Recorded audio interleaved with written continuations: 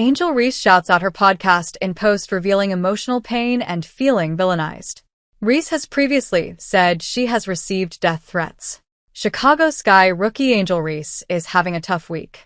Her head coach, Teresa Witherspoon, who helped lead her to her Rookie of the Year candidacy, was reportedly fired Thursday, and Reese said she was heartbroken in a post on X. Reese also addressed another big issue that has been bothering her in another X post Thursday. For the past 2 years, the media has benefited from my pain and me being villainized to create a narrative. They allowed this. This was beneficial to them. I sometimes share my experiences of things that have happened to me, but I've also allowed this to happen to me for way too long, and now other players in this league are dealing with and experiencing the same things, Reese wrote. This isn't okay at all. Anything beyond criticism about playing the game we love is wrong. I'm sorry to all the players that have / continue to experience the same things I have. This is why I started my podcast. To take my voice back and create the narrative of who I really am. At the end of the day, I don't want an apology, nor do I think this will ever stop, but something has to change. Reese launched her own podcast, Unapologetically Angel, September 5th, and has released new episodes weekly.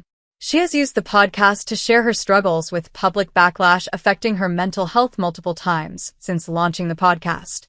In her first episode, posted September 5th, Reese specifically called out alleged harassment she has received from fans of rival player Caitlin Clark. I think it's really just the fans, her fans, the Iowa fans, now the Indiana fans, that are really just they ride for her, and I respect that respectfully.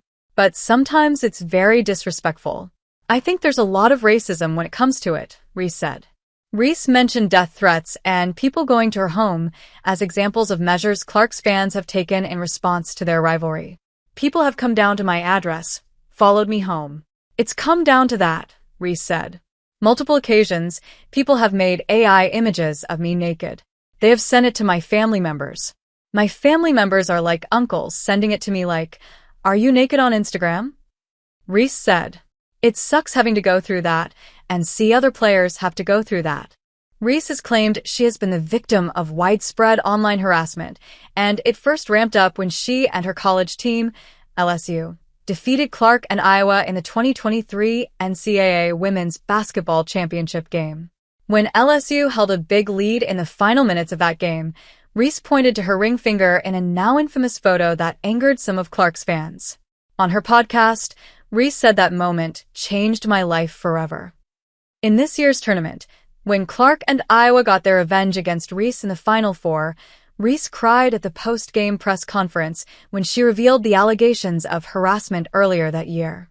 Reese also brought controversy to herself that year during a mysterious weeks-long absence from the team.